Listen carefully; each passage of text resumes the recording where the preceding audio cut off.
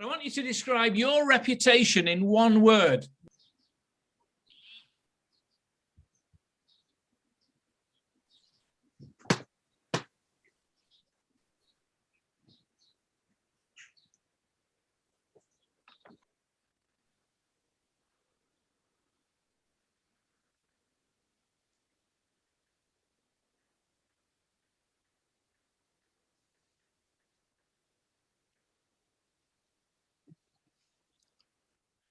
Oh, the bigger the word, the more people are putting that down. So I'm going to leave that there for the minute. You can add to that if you wish.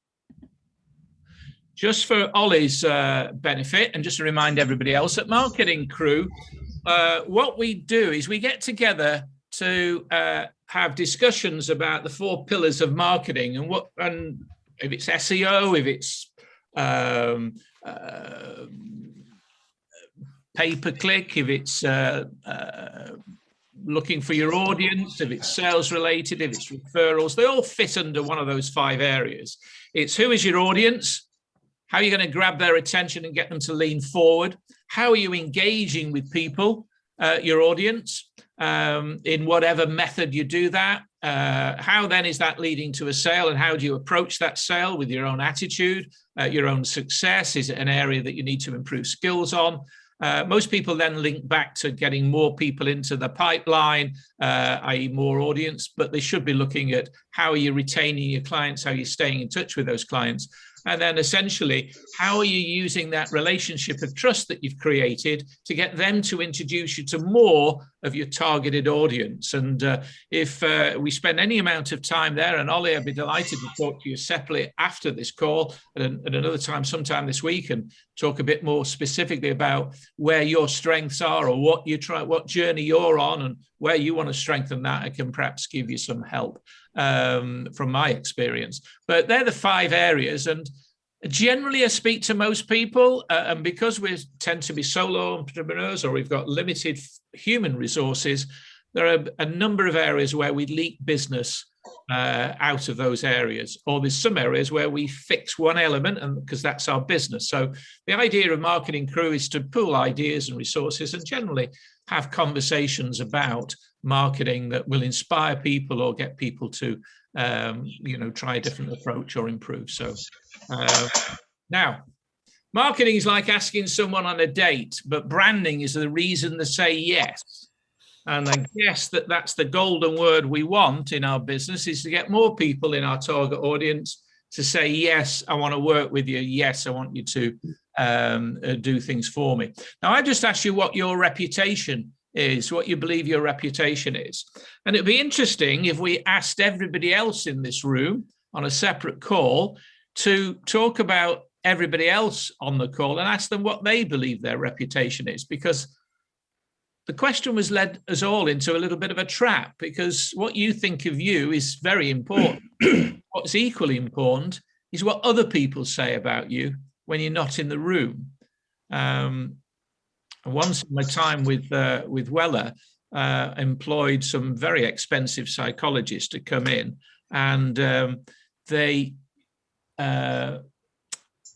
we all submitted a form as to say how we thought our management style was, and then separately we had to give names of people that we were subordinate to, people that worked for us, and also family, and they were sent a survey, and then they collated all this, and it was quite an eye-opener for a lot of people. It's how we think we are seen is not necessarily how we're seen.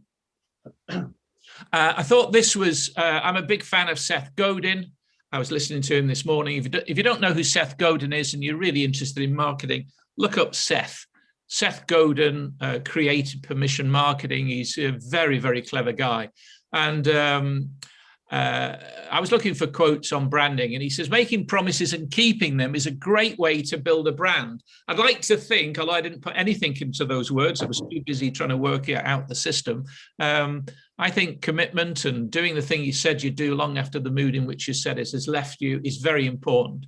I'd like to think that other people see me as reliable and committed, and I keep my promises. And I know individuals in here that share a similar value if we talk about other people, how we describe them, warts and alls. Now, we're going to be talking about branding your company, and I know that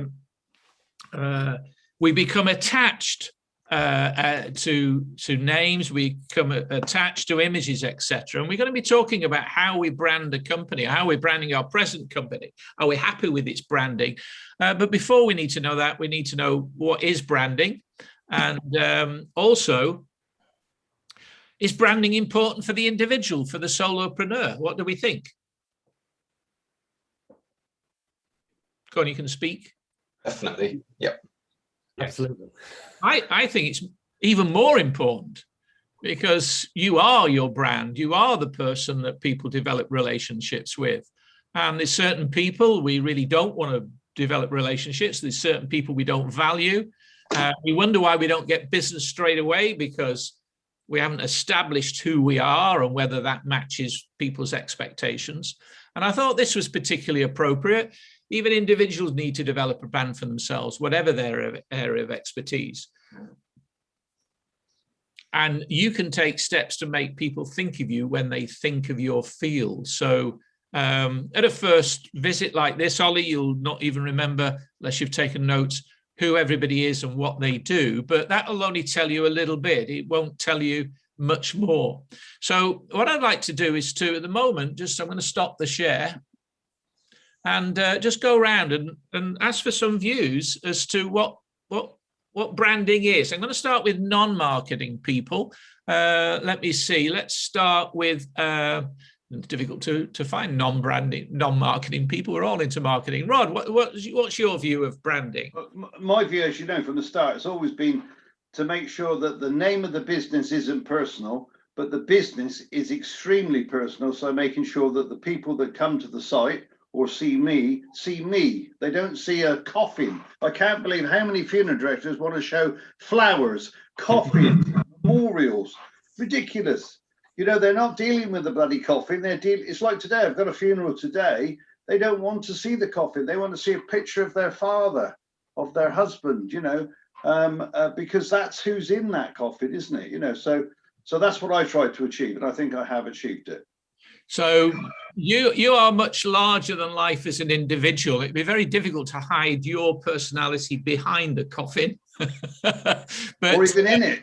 I don't know whether that. And so anybody else want to? Helen, you said something earlier before, as people were coming on, and I said that how, you know, we last week, by the way, Ollie, we'd focused a lot. It wasn't planned, but we ambushed Helen to talk about her business. And Rod suggested that there was a URL available. What was it? Celebrity Cakes or something like that? Yeah, something like that. And yeah. I felt Helen was completely very easy to become overwhelmed. And I think you said something. You hadn't pursued that, even though it would be URL friendly, but you said you become attached to the name. I mean, what's your view of branding? Well, I think I've sort of got this corporate view in my head of branding, but when it comes to me, it becomes very personal. And so I think I've got to probably get away from what I perceive it to be. I love things that are catchy. I love things that are creative. I want to draw people in. So the idea of the pink hedgehog years ago worked like a dream. I mean, I would travel from one end of Johannesburg to the other, and people knew who I was. You know, they'd say, "Oh, I saw your van," you know, because the name was everything. And that's what I've got attached to. And I have to get away from, I have to now obviously get away from that. It's going to be hard for me because what Rod offered me is everything I don't want. And yet that's what branding is. It's just simply giving yourself, like Anne-Marie said, it's just giving yourself a place in the market. And what Rod said about you've got a name, but what you back it up with is what's important. Well, I think by the way, I don't think you have to get away from anything. Or what we're trying to do here, nobody's right or wrong. We're trying to really discuss the subject, throw it in the air, and just see what people pick from it. Anybody else like to contribute to Ewan. If you want a marketing point of view on branding, I've worked for a couple of branding agencies and have actually produced two or three new big brands, a couple of charities in London. To me, all a brand is a concentration of a number of things which basically define who an organization is or who you as an individual are. So you don't have to worry about it being corporate or non-corporate, because at the end of the day, it's a distillation of you. And I use a framework which basically starts with, what do you do? So those are the basic elements of what it is you are, what your capabilities and skills are, what your beliefs and values are. And if you imagine it being, I do it as a building. If you imagine it all coming to a peak, you then end up with what your vision is. And at the very top of that is what your brand is. And all that is that's a distillation of all those things which start with the very basic mundane things, and they build up through beliefs and values and everything else to become the brand and possibly the strapline. So I would argue with you, Helen, because people knew when you were driving across Joburg from one side to the other, you had a brand then, because the brand was the distillation of who you are and what you are. All it is you've moved to another area. There's no reason to say you couldn't build that brand again, but you might have to do some work because of cross-cultural things and because of the way that you were known in that community. But essentially, that's what a brand is. For me, it's just a distillation of the essence of who you, what you are, what you believe in, what you do, and what you do for other people. Nick, thank you, Ewan. Nick, you've got a point. And then Anne-Marie. I think there are lots of long definitions of what a brand is, but for me, I think it's about how you look and how you act and how you behave. And then I think, as Ewan says, your logo and your strapline are the kind of external communication of that. But how you act and how you behave is how people remember you, and that builds your brand over time. So that's how I kind of approach it. And just to try and keep it really simple. I was talking to somebody last night, and they were asking me, "What's your subject for tomorrow?" This is somebody that's not involved in at all in what I do. And I said, what comes first, the logo or the values? And she actually said, "Oh, well, of course it's the logo first." And I said, "Well, what's the logo meant to do? What's it most to describe?" So by the time you get to that stage, I know where I think's first. So anybody else? I think a lot of people think the brand is the logo. It's about defining a logo, and I think that you just summed that up. It's the distillation and the compilation. So we've got suddenly logo. We've got Anne-Marie, we did say earlier, then Zoisa, and then Martin, and then Mel. So I was just going to say, I think I'm confused now then, because to me, branding is like the Nike tick. So you see that, and that's the brand, and you know what it is. Because I'm not a marketer, so I know nothing. And I didn't do what Ewan said. I haven't done this whole kind of really deep inward reflection. I've just gone, right, well, I am me. I can help you to write a book, unlock the book. Let's make a padlock that looks like a book. Great, job done. So I think I've confused myself, and I'm maybe looking at it far too shallowly, if that's even a word. No, I think we are going to go into various depths, and I know Ewan and I have discussed this ahead. And you've got to remember, there's probably a big difference in producing a brand for a multi-million-pound company and a brand for an individual. And I would argue that just get on with it. Even if the logo's not perfect, it won't stop you establishing your reputation and building your business, because the brand isn't any one element. It's as Ewan has said, a combination of elements. Who was it next? I think it was Zoisa.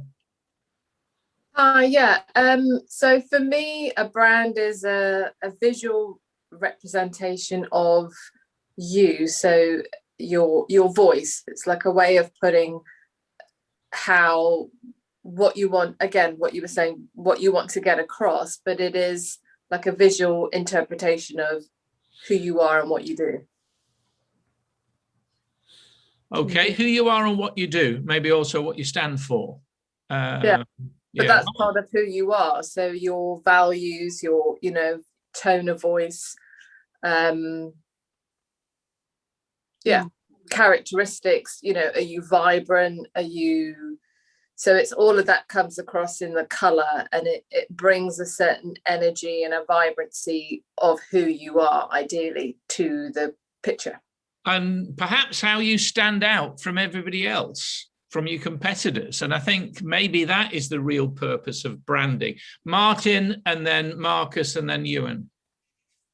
Yeah, I think for a large company, there are probably so many different factors that probably you start at very small, when that sort of, like everybody as a sole trader, the brand is that inspirational, that person who's set off their company. When it grows, I think then sometimes what you call branding, a big brand company gets involved, and it has to pull those disparate elements together and push it down a line, so it's very difficult to have for the sort of a brand when there's such a big company, or like a consistent brand, and that's when you get a sort of a branding company involved, I think. So I've just picked up on that consistency, because what I've seen over the years with many individuals that don't understand even the faintest concept of branding, it is an inconsistency. So in other words, they've got a logo that maybe they've designed themselves, or they've got somebody to do but they don't stay consistent on colors, they don't stay consistent on typeface, they don't stay consistent on the style, etc. Because they then want something a bit more sophisticated than the average, Sorry, Mark.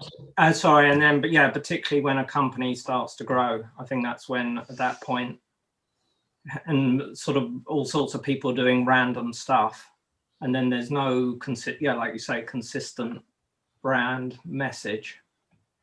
Right. And what do you think that inconsistency delivers in the mind of the consumer? Confusion. I mean, subtle, isn't it? But it is confusion. Marcus, you had a point.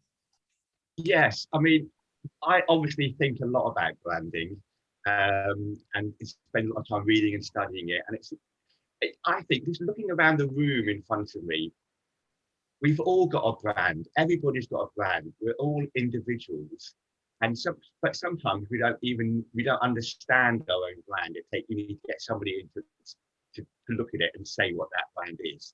But certainly, we've all got a brand, and we're all individuals, and that's what separates us in the marketplace from our competitors. It's ourselves. And the interesting thing is, going on from what Martin is talking about, is taking that on to upscaling that into working with larger companies and taking that brand ethos, those brand guidelines, and transferring it across the board so everybody's thinking from the same page.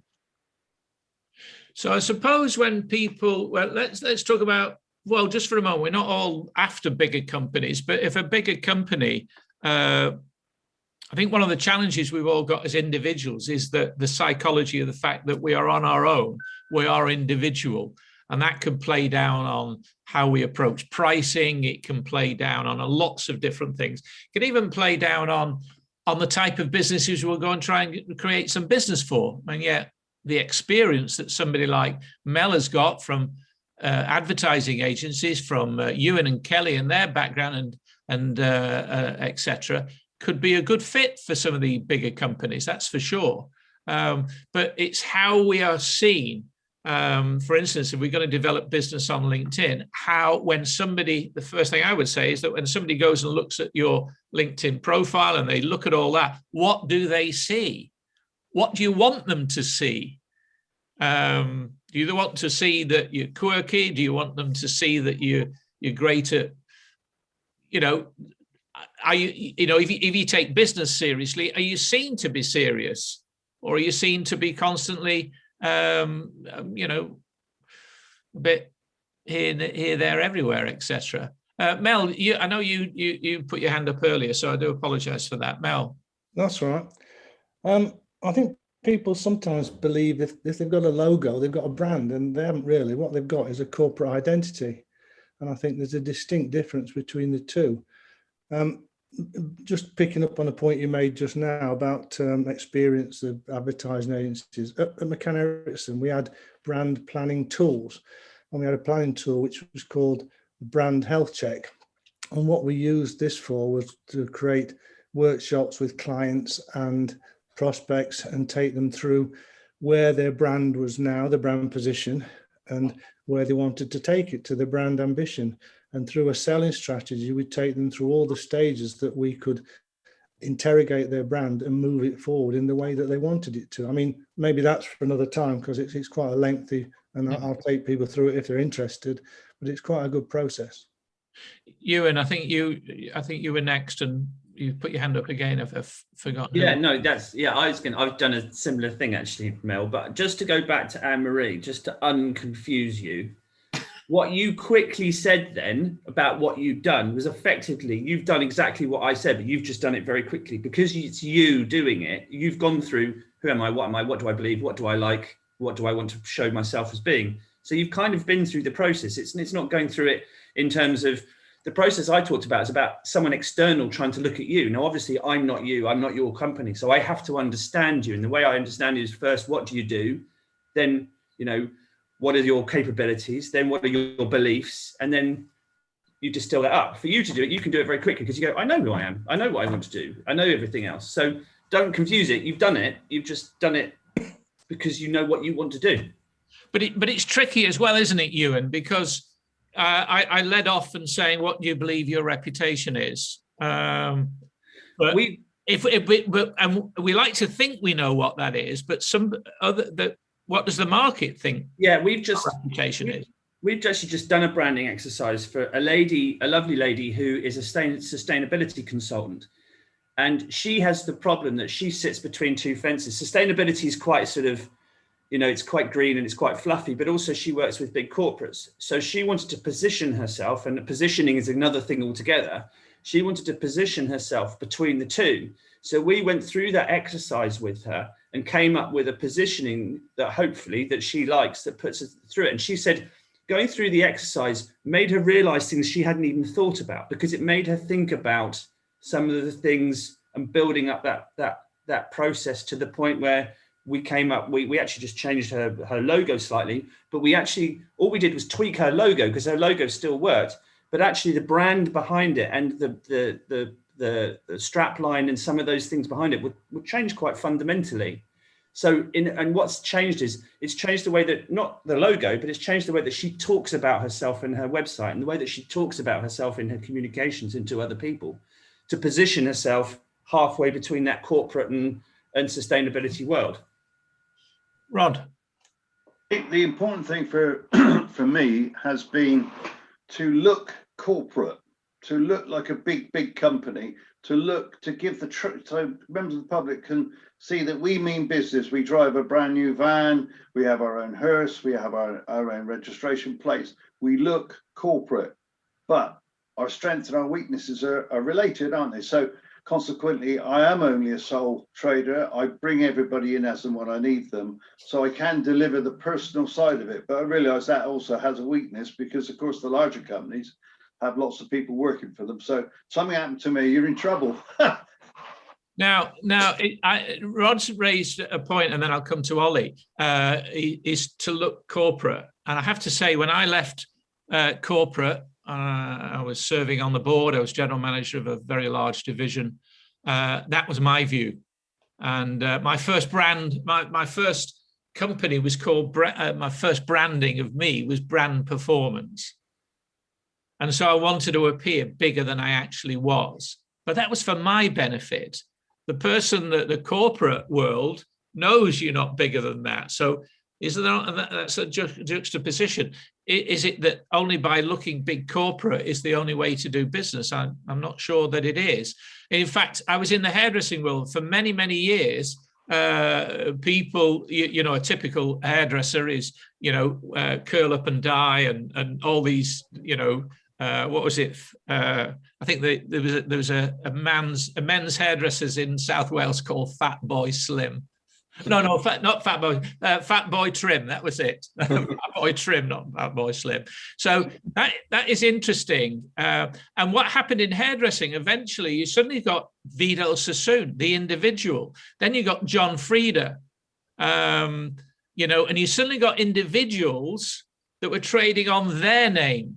And when I was listening to Helen earlier, I've got images that I helped promote when we were doing work with Hartley's of Helen Ives, because she is the brand.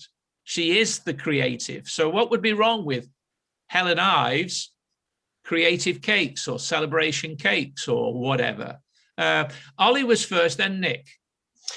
Yeah, I was just going to pick up on that and a bit what that both Rod and Mel sort of said about the fact that I think I find a bit of a struggle is the fact that trying to create this kind of corporate identity to be seen as a reliable kind of professional business, but then also to keep this the element of the individual in there and to be kind of personal and relatable, and so that people can really connect with I think us all as individuals rather than this kind of just this corporate identity.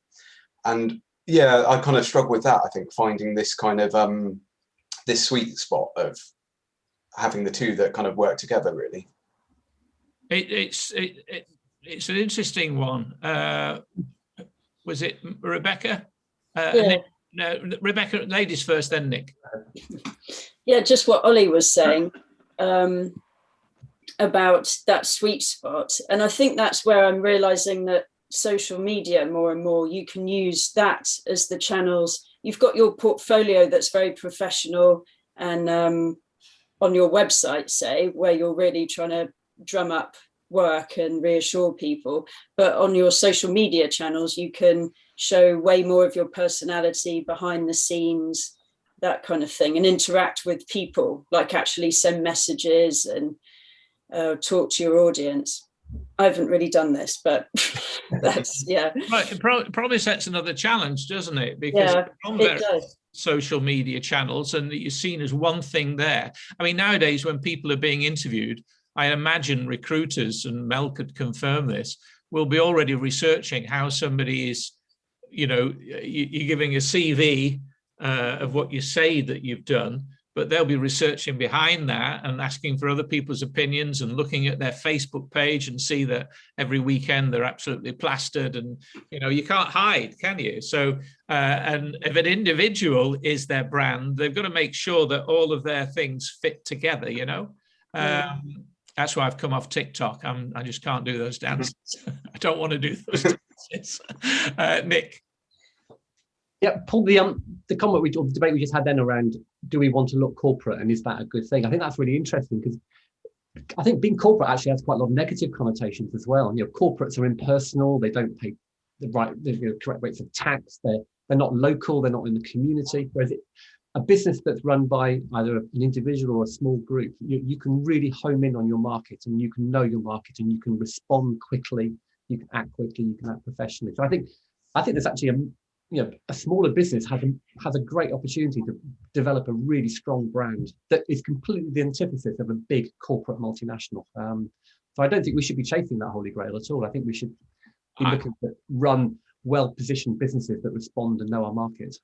I agree. It's so much easier for any one of us to pivot and to develop, you know, a strong presence with very little money and with the tools that are out there. Ewan? I think also don't forget your audience, who your audience are. So before COVID, the brand that I operated under was called Teja, and that brand talks to corporates only because it's about me going in and doing a senior management role within an organization. For that brand, I have to look corporate because the people are looking at me want a corporate person. They want someone who can come in and stand up against the board and talk to the board about things. So I have to look corporate. SME Marketeers is about small businesses. Absolutely antithesis of that. I don't want to look corporate. I don't want to seem big, clunky, and expensive. So the brand for SME Marketeers is much more friendly and not jocular, but it's got a light-hearted look to it. So it's about who your audience is. So for someone like Helen, corporate is completely wrong in terms of big corporate, because Helen's talking to people who want to have fun and, you know, they want to have nice cakes for their celebrations. And for Anne-Marie, people who are doing books and writing something, it's personal. So corporate probably isn't right. But if you're dealing with a big organization, or you're going in and talking to those people whose mindset are corporate, then your brand probably does want to appear corporate. Yeah, I think because Helen is a creative, creatives, let's face it, are the individual, aren't they? You know, you think about, again, Vidal Sassoon, you know, you've got that image. And that image was not created overnight. So that's the other thing. Anything that you decide, whatever route you go down, will create time. I'm going to come on to Anne-Marie, and I'm going to give him a chance. I know Damien has got a wealth of experience as well, so I'd be interested to hear his slant. But Anne-Marie, you had a point. I was just going to kind of not disagree, but what Ewan just said about how you look, maybe I'm really, really old-fashioned, but I always think a business meeting, regardless of who you're meeting and why, there should be a certain level of smartness, kind of like, not saying shirt and tie necessarily, but if I go to meet somebody who, not necessarily a client, but if I go to meet somebody who I'm looking to maybe collaborate with or support me on something, and they turn up in a shorts and t-shirt, I don't want to know. And it might be that they're the best creative ever, but to me, my first impression is, well, you can't be bothered to make an effort to meet me, therefore, why should I give you my business? So I kind of disagree to a certain extent with what Ewan said, and that might just be me being really old-fashioned and having worked in corporate all my life, but I think you should always make an effort to look smart. Yeah, you haven't seen Ewan's legs, though. You know, that's his best selling point. But also, there's a distinction between corporate and professional. Professional and corporate are two different things. Corporate is, in my mind, personally, it's two very. You still have to be professional. You still have to present yourself professionally. But there's a difference between the way that you know a corporate brand operates, in my view, anyway, and in a way that a brand for someone who doesn't. Corporate to me is about appearing big. It's about sort of. It's quite bland. It's quite bland, and it's just, you know, it's not challenging the differences too much. But being professional, absolutely, you still have to, whatever you're doing, you still have to be professional. So you still have to, you know, we always used to have in agencies, it would always be, what is the client? If the client comes into work and they're wearing jeans and t-shirt, you go to a meeting in a jeans and t-shirt. If the client wears suits, you go in a suit. That's the way you do it. You match your look and feel in terms of the way you present yourself to what your client is. That's just the way that we were always taught. That's what I disagree with. even if they were in shorts and t-shirt, I just couldn't do it. I couldn't do it. But aren't you both saying that you are aware of how you want to be seen? Yes. And therefore about your brand. I had that dilemma with running B&I for 10 years because I had a mixture, and the successful chapters were a mixture between trades, creatives, and the suits, what I call the suits. So, you know, I would start off, my natural movement from being in corporate was a smart suit, tie, etc. But eventually I found that that could be very off-putting for the plumber that turned up, or the painter and decorator with his apron, etc. And so I found that having a suit but with a really nice shirt and open neck, etc., was a good juxtaposition. Now, whether that was right or wrong, I don't know. Marcus could tell us, because he's that expert. I think, Marcus, you had a point, but I did promise Damien to come in. So, Damien. Thank you very much indeed, Paul. Hello, guys. I'm a bit quiet this morning because I'm not feeling wonderful, actually. But I just saw this really, really good statement on branding by Tom Goodwin. Brands are essentially patterns of familiarity, meaning fondness and reassurance that exists in the minds of other people. Good. For me, and I've made this mistake many times, is that it's more about the identity that someone holds for you. And so therefore, working with those customers that you have that have had great successes are often the people that shape what your brand is, because it's the perception of what they had with you that makes the difference. That's all I wanted to add to that, really. Thanks, Paul. Thanks, Damien. Thanks. Should we care? You know, should we really care that we appeal to everybody? We've talked earlier about niching down. And I'll give you an example. Brad Burton. Brad Burton really stood out from the crowd because he didn't give a SHIT. He just tells it like he is. He swears. I hate swearing. But that's the way he is. And he's attracted probably one of the biggest networks in the country. So is it more about deciding on your audience? Are you trying to be, are we trying to be all things to all people? Where does the competition come in to all of this? Because we haven't mentioned that. If you're talking about your branding, you're trying to stand out from your competition. I'll give you a bit of an example here. I've got two brands. I decided a long time ago, and this is a clue for Helen, is that I'd played around with all sorts of brands for very much the same reasons Helen has done. So I've got great empathy in there. I've had all sorts of brands. But eventually I decided to put a website up that says paulclegg.uk. That's it, Paul Clegg. That's what people in Somerset and Wiltshire, that anybody knows me. And I was talking to a guy, funny enough, I thought he was a web developer in Yeovil, but he's actually based in Street. So there must be something about Glastonbury and Street that's bringing all these design people, because that's you and Kelly are in Mere, Ollie. So that's interesting. And funny enough, I'd approached him for a campaign, and he said, "No, I already know about you. Lots of people have said about you. Now I'd like to know what they've said, but I'd like to think that they said that the guy's honest, he's reliable, he's straight talking, he listens." So all of those things we need to be thinking about, and how do you depict those? So I've got paulclegg.uk, but remember, I've got another brand now called Marketing Crew. And I'll tell you what's been going through my mind is, who am I competing with? Whether I'm competing for any other reason, but how am I trying to differentiate Marketing Crew? Well, if anybody's been on the crew, this is what the difference is. I don't want to be another BNI. I don't want to be I can't remember the name of the business network that I met Nick on. Was it Bath Network or whatever? As good as that is, I don't want to be a 4N or anything like that. So when we look at Marketing Crew, it's how am I going to take this forward and brand that? And I've already thought of sort of taglines. The logo was thrown together. It cost me very little money. So I make no apologies for that.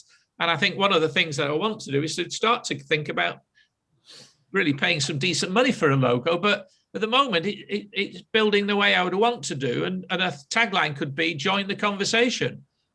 But I know who is it for and who is it not for. It's not for people that want to go all around the networking events. It's for people that want to have serious discussions about marketing. That's it. So I don't want it to be for everybody. We don't want it. So who do you want your business to be for? Who does Marcus want his business to be for? It's coming back to the audience. So Nick. I think fashion branding is a really interesting way of looking at how brands work, because they actively repel certain audiences to attract other audiences. If you think of Dr. Martin Boots and Dolce & Gabbana, they're complete opposite ends of the market. One is urban and edgy, and the other is, I guess, high fashion, or Jimmy Choo shoes. And so they're targeting a very niche market, and then putting all their marketing activity behind that to talk to that audience. So I think that's a really kind of clever way of positioning a brand to actually repel the people you don't want to, and to draw in those that you do. So perhaps you can't begin to look at your branding until you know exactly what audience do you want to resonate with, because Damien's covered it, everybody else on here has covered it. Who is your audience? What audience? And taking that step when you need to pay the mortgage and you need to bring business in, or Ollie's left the confines of a successful agency where he was responsible for one thing, but now you've got to be client facing, unless you've got somebody else doing that. So who is that audience that we want? Andrew. Just to come back to what you said about Brad Burton, I think that's quite an interesting point, and going for the audience that you want. I mean, just from my experience, somebody invited me to a networking meeting. That was absolute, I had an impression of networking that it was full of suits, to use your terminology. It would be sort of looking down their nose, I think was the the thinking at the time. And this networking meeting I went to was 4N, and of course it was so approachable and personable that it transformed my feeling of it. Now, I've only visited BNI once, but the impression that I've had of BNI from other people, not really from myself, was it was more like my assumption of networking. It was full of suits, it was a bit stuffy and things like that. Having said that, I did actually visit BNI a little while back, and it wasn't that at all, but it wasn't on the level wasn't sort of further down the scale like 4N is. So it's finding that niche, isn't it? And finding that audience and projecting the image that you want to grab the audience that you want. Very much so, very much so. Ewan. And I think what you said is quite right. You know, you can't be all things to all people, and you know, studying marketing at university or whatever. The one thing that you're always told is it's the idea of don't get stuck in the middle. Don't get stuck between two things, because companies and organizations that are stuck in the middle, as the term is, they end up not knowing. They're trying to do everything, and by trying to do everything, they end up doing nothing. You know, you're not going to get business from everyone. People aren't always going to like who you are, but as long as you're happy with who you are and what you do in the way that you portray yourself, and that meets with the audience you want to attract, then so be it. Then that's the thing to do. But trying to be all things to all people is not necessarily going to work. And there's a big, you know, obviously, I don't know if you've probably all seen it, but everybody seems to be, you know, like back in the day, it used to be just do it. Now everyone's going, find your tribe. So whatever brands are out there, they're all saying, find your tribe, as in, you know, so you're going towards what makes you, you know, it's a sense of, oh yes, that's the values I buy into. I'll work with that company. And I can say, I've just seen it on everybody's walls at the moment, find your tribe. But also it's quite interesting. If you study Apple, if you look at the way the Apple brand has evolved, it didn't start as Apple at all. It was something completely different beforehand. And if you look at it back in the 70s, it was only that whoever Steve Jobs or whoever suddenly changed that brand, that's what changed it. It was changed that organization. But it wasn't always that. It was Macintosh beforehand, and then it was Apple Macintosh, and then it became Apple. You know, it's an evolving of where it came. It was a kind of a Me Too brand that was used mostly by design agencies, and designers will always say they would use Macs over PCs for certain reasons. But it propelled itself with the change of its brand and product in the late 80s, early 90s. Yeah. It's interesting, and I'll come to you second, Marcus. It's interesting that I was listening, I think it was to Seth Godin, and he was talking about the Harley Davidson brand versus the BMW motorcycle brand. They're aimed at completely different people, you know. Which is the better engineered bike? I really don't know. But do people buy Harleys for their engineering, or do they buy it because they want to be part of a tribe surrounded by rebellious people, even older people that have got that rebelliousness in them, that have got leather jackets and Hell's Angels on the back, you know, and they want to make a big noise, you know? I don't know. Sounds great. But they know where their market is. Marcus. Firstly, can I just say how much I'm totally enjoying this morning's meeting? At last, we're talking about something I can understand and keep up with. I don't know. I've got so much to say on everything that's said. You know, but there's one thing that I was just thinking about, and I remember another photographer once said of me to somebody else, "Oh, Marcus, yes, he's the flamboyant one who wears a scarf." You know, God knows where he's got that from, obviously. Well, I don't know whether anybody's noticed, but I see Marcus in a particular image, and I'll show you the image that I see Marcus in, because it is that distinctive, and he actually lectured in photography and fashion at the South Wales University. Have I got that right? That's so 7 years. He's got a particular persona, and because he's Marcus Ahmed Photography, he's definitely the brand. And yet today he turns up in a golfing sweater. So there was a slight mismatch, you know. Nick, That's what I was going to say, Paul, because there is this mismatch sometimes. Yes, and because somebody said that about me, and this morning I did a shoot yesterday up in Devizes, and the lady put up some posts on Instagram this morning, and she described me as laid back and professional. I've never thought of myself as being laid back, though I'd love to be, I have to say. And I looked at the photos she put up of me, and they're all with me lying around the floor, you know, as you do as a photographer, you're on the floor shooting up. I think she must have thought, oh, he's lying around all the time. So I don't know, your brand can change in some ways, can't it? It's really, it can be quite fluid at the same time. I don't know about change, but is it just that there's different elements to that brand that together become the largest sum of the parts? Nick? Yeah, I really like the comment that Ewan just made a minute ago, actually, about being lost in the middle. If you think about the brands that have fallen by the wayside in the last 5 years during the recession, you know, Burton, British Home Stores, M&S on the way out, pretty much. They're all brands that occupy the middle ground, and they've lost their identity. Whereas brands like ASOS and, you know, all the kind of guerrilla fashion brands, they're all very clear on what they stand for. And I think that middle ground is a really dangerous place to be, where you don't have that identity.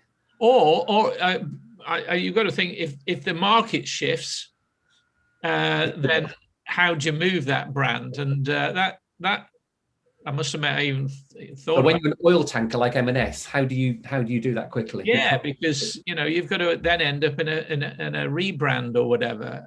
Damien, you had a point, and then Martin.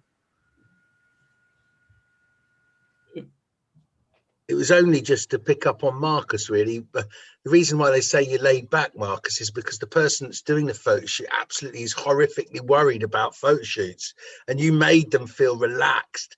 And so there's a direct, you know, compliment to you, because something that just seems so crazy, and I don't want to do this, how do you do this? And then Marcus swans in with his scarf or whatever, and he just makes it nice and easy. So, you know, what you've done is you've actually, you know, you've almost, that's a description of you, which is part of your brand. It's laid back, it's smooth, it's easy, it works. That's but Damon makes a good point there. Marcus has inadvertently said a good point, is that he's getting feedback from his clients and what they think of him, what are their perception.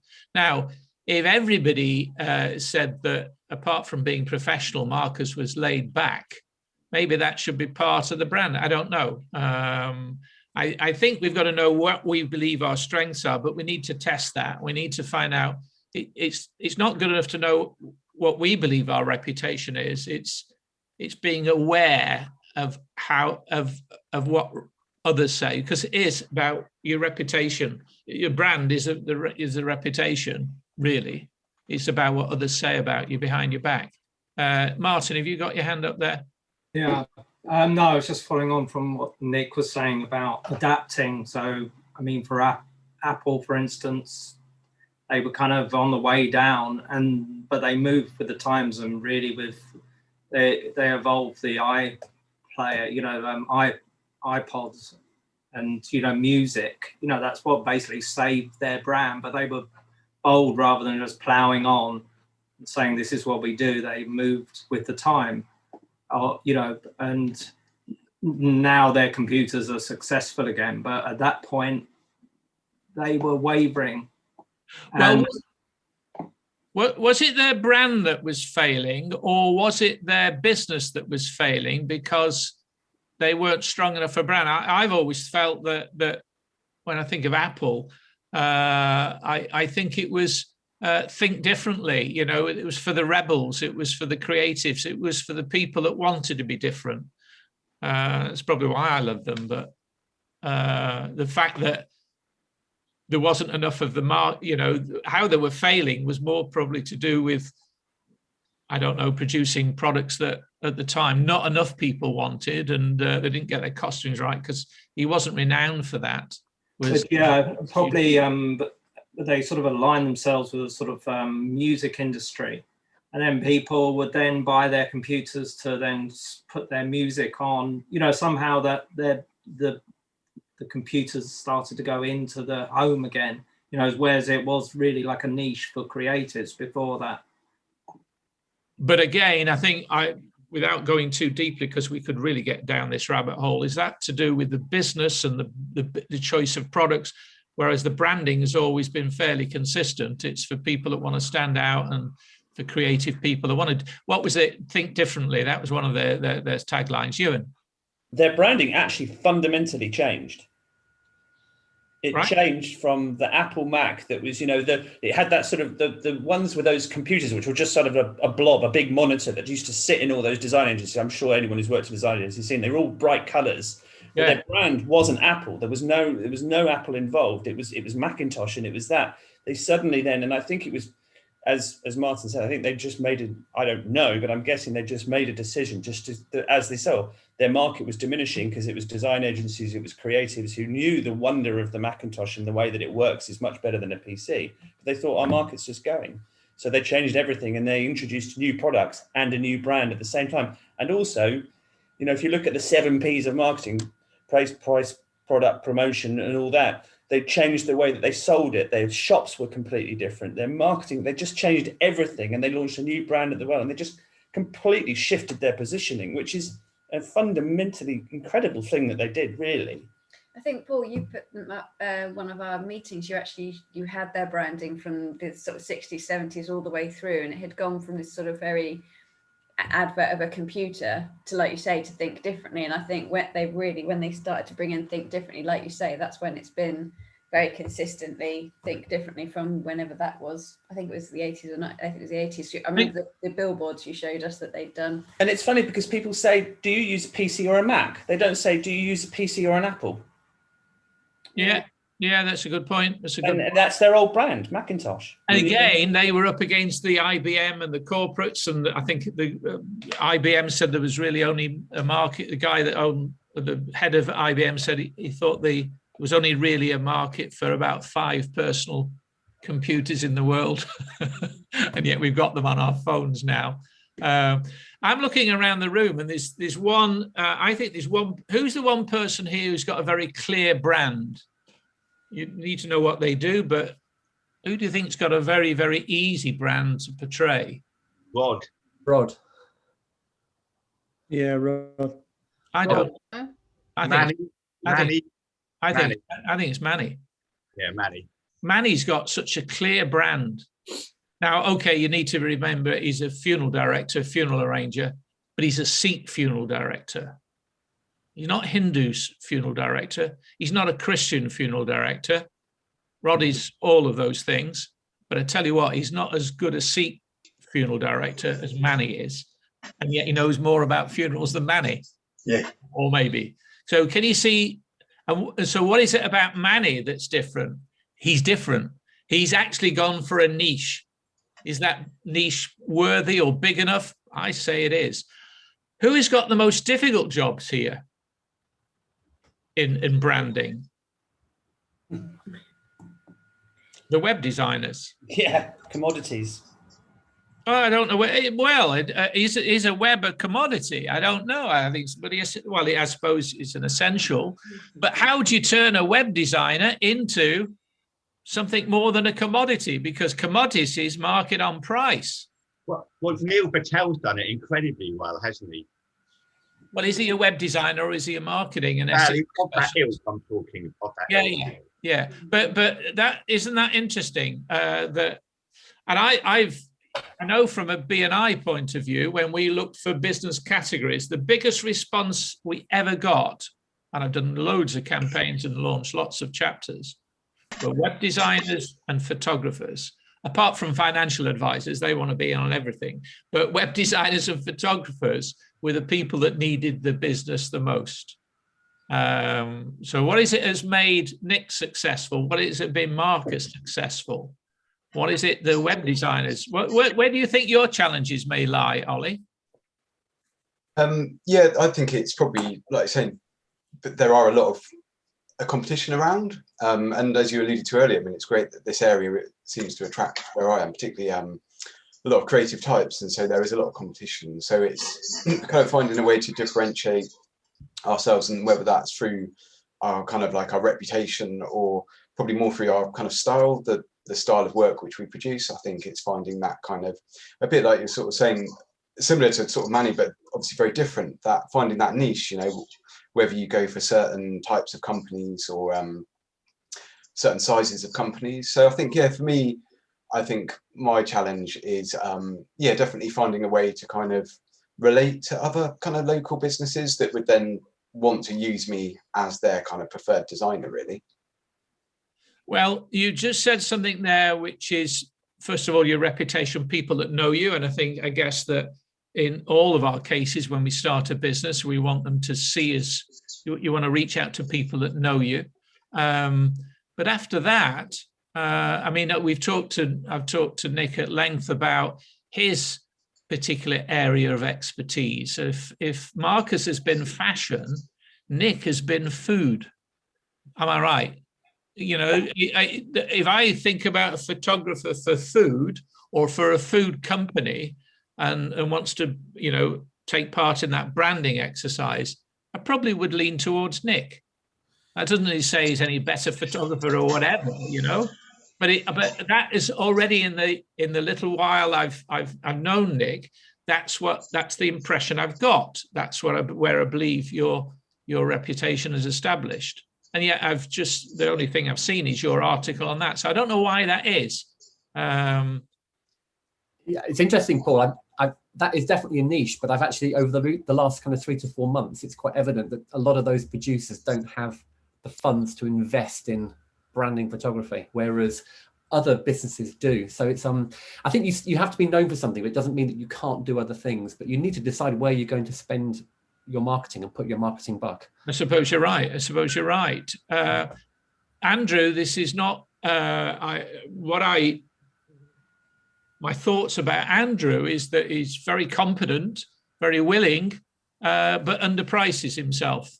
And that's, you know, so I might be reluctant to recommend Andrew to a high-end job where I shouldn't be. So, and that might be where you want to be, you know. I wouldn't. One of the subjects that we want to talk about is pricing at some point. How do you establish pricing? And that's one of the biggest challenges that we've got. Anne-Marie. Yeah, I just wanted to come on to I think you probably said it as a throwaway comment, but, you know, when we first start out, we reach out to the people that we know, and then we go from there. I clearly don't know the right people because nobody in my pre-networking network has ever bought any of my services. So I just think I obviously don't have the right family and friends. Well, interestingly, I've known thousands of people in the B&I world, etc. Because of the time, I've approached very few people in B&I. Most of the people on here I've never physically met. So I wouldn't be too concerned about that. Mel, and then Andrew. I'd just like to throw something out there, and I'd get people's opinion on this. I think I touched on it last week, Paul, when I said I was looking to maybe rebrand or reposition the recruitment business.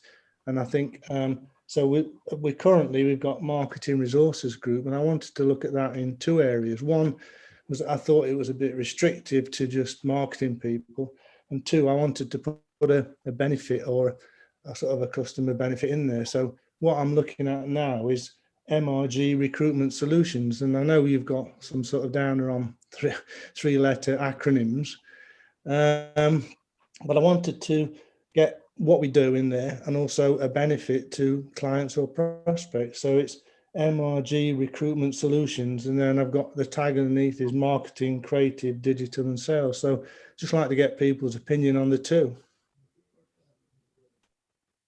Yeah, the fact that I don't have a thing, it's only because I can't remember the initials. That's the main reason. The only comment I would make, Mel, was your original, you said Marketing Resources. Sorry, what did you say it was? Marketing Resources Group. So if I just saw that, I would think you provided marketing resources, i.e. banners, signs, pens, branding, whatever. Exactly. Yeah. I wouldn't think you were recruiting recruiting marketing people. Recruitment in there and solutions. So I don't know, it's solutions to me is always, and it might just be because my background is tech and fintech, but it's always immediately makes you think of software solutions rather than it's, you know, turnkey solutions. It's always been that very techy recruitment prior to it, you know, prefixing. sorry, I Even with recruitment prefixing it? Yeah, because and then it does what it says on the tin, as it were. It's, you know. Damien and Marcus. My first quick thing, Mel, is that you use the word professionals instead of resources. Yeah. I like team building, but Marcus. Yes. Well, I've spoken to Mel about this, but I am at the moment doing rebranding for one of your competitors, quite a large recruitment company in Bristol. I'm doing a rebranding for them, and it's about putting themselves forward. It's sort of they're dealing with people, and they are people. So, and their name even mentions the word.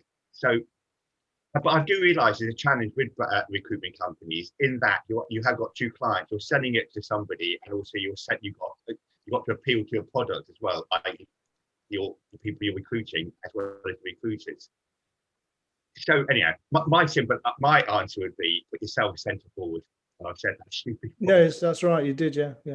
Let me just share some notes here for the minute, because it might just move that conversation on a bit. You can't see this, but I'm willing to share it. There's some quotes, not quotes, some comments here that I've got. Branding is much more than simply a thoughtful logo or slogan. It's more than simply a unique color scheme. Obviously, branding, people pull all of those together, but it's much more than that. But I like the fact that it's differentiating yourself from your rivalry, your competitors. Who are your competitors? I've alluded to what I'm trying to do with Marketing Crew. Don't say it's easy, but nevertheless, I definitely want to be seen as different and to attract a different type of person. But it's therefore knowing your rivals' fortes and failings. So, Mel, you must be looking at who else that you are competing against. You're competing, I should imagine, about catch-all recruitment agencies. And what are their failings? How well, if they're run by suits, how well do they know the creative? That's an interesting thought. How you build that brand, demonstrating yourself as an authority and you feel will help you acquire both recognition and respect. So that again is what we've talked about in terms of content and how you deliver that content and how you get your message across about why it's so difficult to attract creatives and match creatives to the right agency. You've got to know the both. You've got to both know the style and the ethos and the branding of the agency, and therefore, who do they want to attract around them in whatever position. It says here, if your net marketing material provokes a picture in your brain that's simply not you, likely you've been attempting to model your approach after somebody else, or you've been utilizing work produced by somebody else without giving the benefit of knowing you, learning your approach, showing your thoughts, and injecting your personality. In other words, there's a tendency to copy other brands, but if that's not you, if it lacks authenticity, then you're missing a trick. You're missing the uniqueness of you that people cannot copy. I can't copy Brad Burton. I wouldn't attempt to, you know, and very often people say he's like Marmite, you love him or you hate him. And I think that's what he wants. That's what he wants. He wants people that will go for edgy. He wants people that can take being told they're an absolute whatever. And then I think here, be yourself and let your personality show to your net marketing content. And that is not as easy as we think, because some of us are, you know, I do think that sometimes people that are larger than life can find that easier. But the person that is not can be seen as thoughtful and considerate, and whereby the client is the hero rather than the individual. I think that's, again, that one of the issues of somebody that's got a larger than life character. They become the issue, not anything else. And then if we can just finish that, and then I'll come to Ewan.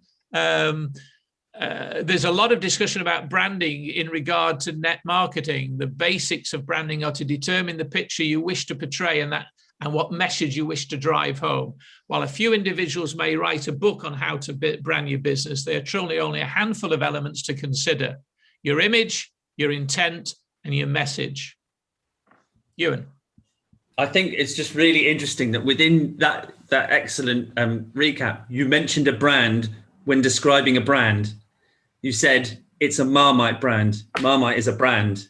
Yeah. And they've identified that by being whoever, when they worked on it, it was just a vegetable based product that tasted a bit salty. But someone then suddenly realized that most people either love it or they hate it. And that became the brand. And it's just interesting that by describing brands, you've used the brand to describe the brand. And it's like in marketing, again, when you learn it, they talk about Ronseal, the Ronseal brand, which people will say, what's Ronseal? But when you say it does what it says on the tin, that's what Ronseal came up with. You know, it's interesting how a brand can become synonymous with branding itself.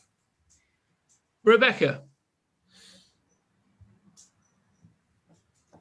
On the Marmite thing, I did chuckle in Aldi, seeing that they've got their cheaper imitation Mighty. So, you know, it's where you want to position yourself, isn't it? Are you just going to be a cheap imitation of someone else that does it better, or are you going to be Marmite? So. Yeah, but I mean, Aldi are extremely successful, so we've got to think, what is their brand? Cost. Cheap imitation. Price point. I saw an ad which I thought... Price point. It's not quality. I saw one of the memes this week, which I thought was very unfair, because I think it was more Lidl than Aldi. But it said, you can tell the sort of person that goes to Aldi because they sell Happy Father's Day in packs of 5. Oh. Which I thought was very kind. I always think Aldi are a bit more sophisticated than Lidl. That's probably because I shop at Waitrose and Aldi. Well, I would do if Aldi was close by. And isn't that that's another interesting thing, is the way we shop and what we buy is more to do with how we want to be seen as anything else. You know, if I drop in, I shop at Waitrose, that's is there a bit of snobbishness in that? I really don't know. But I also shop at Lidl because I also like to think I'm a savvy shopper. Rod. I think it's location for me. They're only next door. They're just there. But no, when I looked up recruitment companies, Mal, you know, all the normal ones are there. But it's like Reed's quite a big name, isn't it? I mean, couldn't you just call yourself Seed as opposed to Reed? You know, I mean, just be creative. You know, just think about the names and muck about with them a bit. Write it on a piece. I always do it on a big piece of paper, you know, when I'm mucking about and trying to work things out. And then I normally put it in front of Mr. Clegg, and he normally says, that's all a load of crap, start again. But there you go. You got to start somewhere, haven't you? Yeah, sure. I think I think there's a benefit of when you get to whatever, where you get to your rebranding. I think somebody else mentioned about M&S and about like a juggernaut is, you know, what you're known as.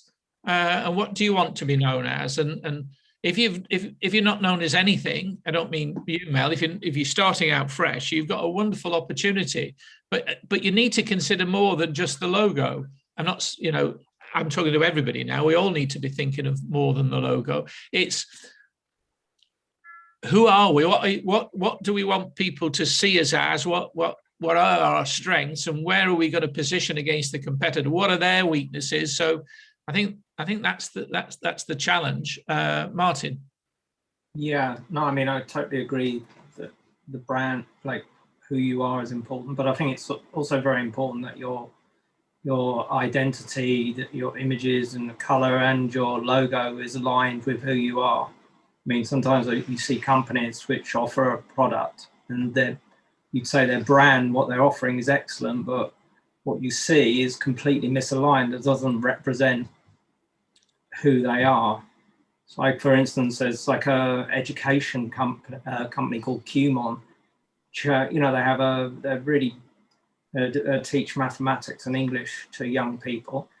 And they want to, you know, their brand is, you know, we want the joy of learning, and yet their logo has a sort of this face that O in QMon is like this miserable looking child, you know, it's like so it is in, you know, it's completely misaligned with, and they're obviously very successful because what their like brand, if you like, is good, you know, what they offer, but their visual communication is completely off, I would say.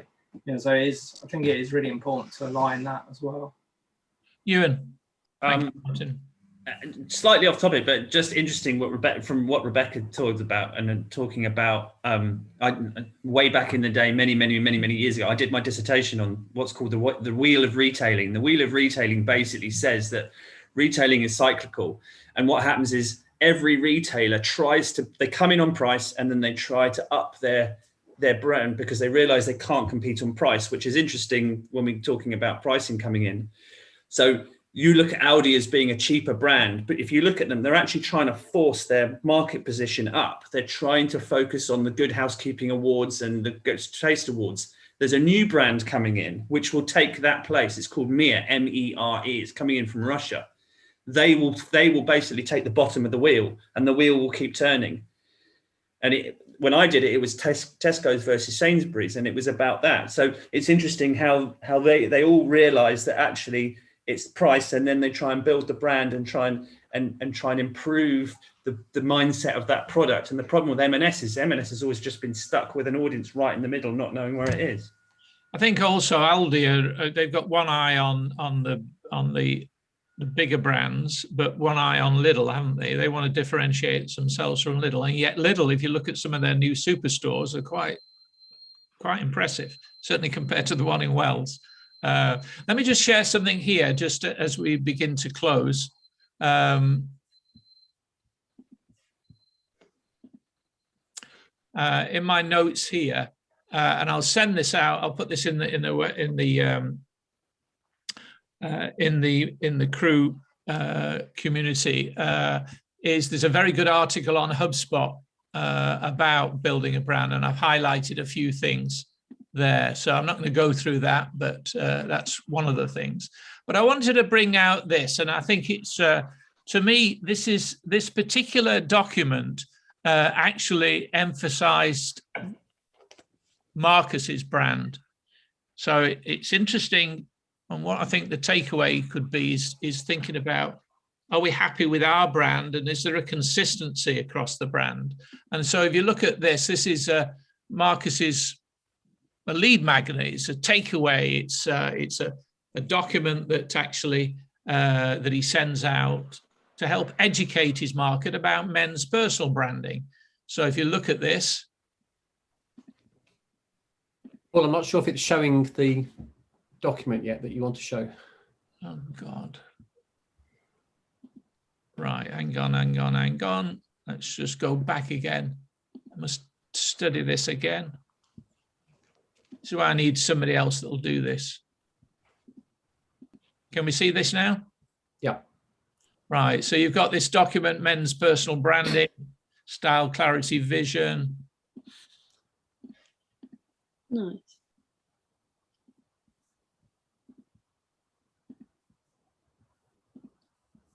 And what I like about this is if you look at this is men's personal branding. You know, it's very much GQ. Oh, that's what you mean it to be, and the thought process to there. He's got his prices on there. Be interesting when we talk about pricing, but also if you just hang on, I'm going to go back. You look at the. Can you see that? No. Oh yeah. Again, I tell you what, this Zoom is damned hopeless in this.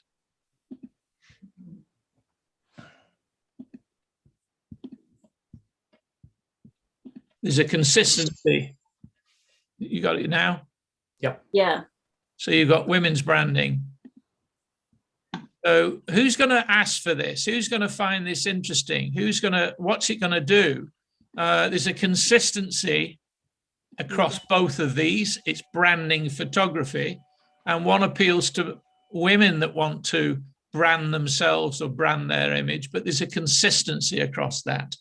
And I guess that is key as well. If anybody wants any of that, then Marcus, I think that was really first. Okay, so I think that more or less brings it, we're beginning to bring that to a close, because it's I found today's fascinating, but what I'd like to do, what we normally do, Ollie, is just go around and find if there's been one takeaway. Are we happy with our brand? Is there anything there that could help us sort of, you know, maybe move it. And I'm going to start with Manny, he's top left.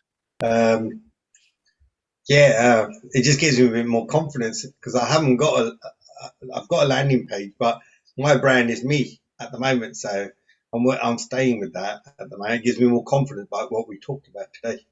I can imagine you in something that Marcus has produced. You are the central figure. You know, at a glance, people will you will stand out so well. You are in for a great ride. Marcus. Branding is everything, isn't it? It's so important these days. And I wonder, okay, that's too long. I was going to say I wonder why. It's because social media, the internet, and all that kind of thing has made it more democratic and universal. But no, I've totally enjoyed today, Paul, and I really appreciate you compliments on my. Right, Rod's. I was just about to say Rod's got to disappear, but never mind. He's gone. He's got a visitor. I don't know whether that's a live one or not. Mel. Follow that. Yeah, I mean, food for thought on my branding development, which I'm obviously going to take on board from today. Yeah. Good, thank you. I'll share some of those other documents and some of the research I've done. You know, to see whether that helps. I certainly think the HubSpot one is excellent. Anne-Marie. Yeah, I think for me, it's the consistency. I have the brand, I have the strap lines. I think I'm consistent, but I don't think I'm as consistent as I think I am. So it's just kind of looking back at where I am, really. I think sometimes because we do these things at different times, with different frames of mind, and sometimes we get bored or we try things and then we try something new. It's like we put a new picture up, but we don't think that, by the way, there's two other pictures of you that were completely different on different sites, so there's no coordination. I think that is some of the challenge. So if you're going to change your image, for instance, you change it on everything, in my view, because of that consistency. So it's a good point there. Helen. I think it's lessened the confusion for me. I've always known about branding, but I just got confused about it. You know, and I think it has started to straighten things out. I'm not confused about what I do. I'm just confused about how to portray it, but I'll get there. These kind of sessions have helped enormously. I must admit, if anybody's got any other help for Helen, and again, it's just getting people's feedback and then making a decision yourself. Yeah. But you can only really make the decision when all the evidence or all you've thought about, you know, the different influences and the factors, rather than think, all right, I'll go with that because I like that. It's just giving some other consideration. You maybe just end up back with Pink Hedgehog. I don't know. No, I don't think I will. I think that belongs to a different culture. I'm beginning to realize that. I think what I need to do is to take myself a little more seriously, or my branding more seriously. Right. You know, good. I think that belonged to somewhere else, and I so appreciate everybody's input. Thank you. Thank you, Nick. It's been a really good session today, Paul, and really interesting debate. So thank you for that. I think for me, it highlights about not talking to everybody, making sure you're not sat in the middle, and just being clear on your what your message is and building that with time. I think you can overcomplicate branding, can't you? So I think we've got to be careful that we don't overcomplicate it. Otherwise, we run the risk of confusing ourselves as well. I think that's the scary bit, is deciding who you'll accept as clients and who you won't. And that's one of the things I admire Brad Burton for. You think I'm a fanboy of his? I'm not really. Andrew. Sound like a Bradite, Paul, as they're called. Yeah, really good session actually, and it does. I mean, I suppose working in and around the sort of industry for probably sort of 30 years or something ridiculous now, but yeah, it does. It's always great to get even more clarity and what have you. And I think Ewan's comment about don't get caught in the middle, absolutely spot on. I think it's interesting with M&S that they're actually moving more towards their food stuff now. because they've built a sort of almost a new brand around food. So that's, you know, again, all this sort of stuff sort of goes into that. So very interesting indeed. Thank you. Yeah. Ewan, Kelly. Got something that always makes me laugh. So it says, right or wrong, make the decision. The road of life is full of squirrels who couldn't decide. I like that. I like that. Damien. For me, it's just branding is a reflection of your core values, and don't underchange yourself for that. Spend time on reflecting what's important to you as a business, because that's the reason why you're a business owner. Mm-hmm. Your specialist field is the thing that motivates you to get up every day. So make branding a reflection of your core values. Good. Rebecca.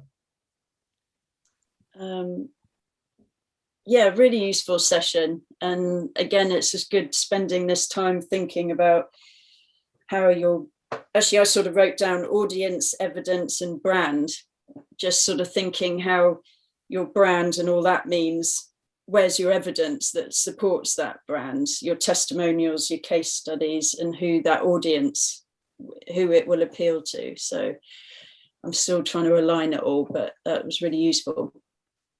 Well, I must admit, I need to take some advice off certain people that are very good at getting engagement on their social media posts, because if a marketing crew is about join the conversation, maybe more of my post ought to be more conversational and get more people engaged with that. So, you know, I'm already aware of, you know, or thinking at that level. Thanks, Rebecca. Martin.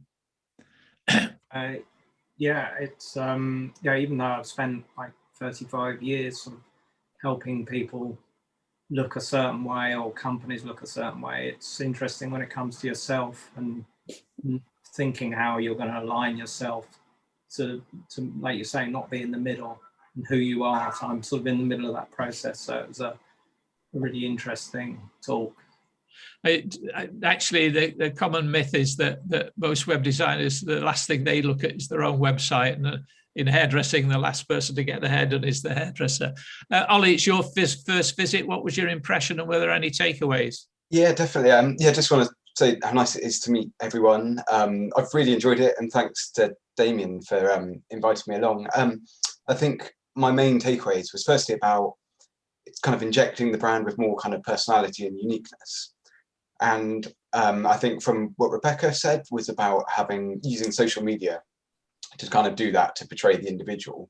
And then also I think Ewan and Kelly said about the kind of difference between corporate and professional. And that was really helpful for me, about you can be professional, but it doesn't have to be, you know, this kind of really corporate identity kind of around your brand. So yeah, they're my kind of key takeaways from it all.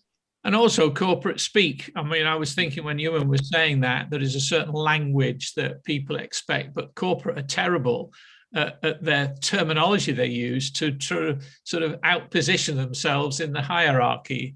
And somebody that can come in and bring some clarity to the subject would really stand out as well. Thanks for that, Ollie. You've been more than welcome. And I'd love to get the opportunity to get on a one-to-one with you. And if there's anybody else that want to do one-to-ones, stick it in the chat, and you know, certainly next time come along and maybe we have a breakout session, because we do that sometimes. Thank you very much to everybody. I hope you have a great week. Looking forward to seeing Marcus tomorrow, and see you all soon. All the best. Cheers. Cheers. Good week.